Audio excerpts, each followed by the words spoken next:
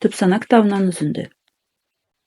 Түп сананы тазалау кез келген тілегіңізді жаза қоятын аппақ қағазды басып шығарумен бірдей.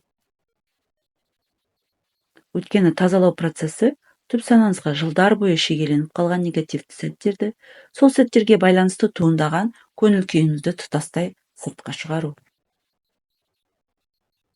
Ауру сезімі, қорқыныш, реніш, өкпе бұл сезімдер адамның өмір сүруіне қиындық тудырып қана қоймай, оның дамуына да кедергі келтіреді.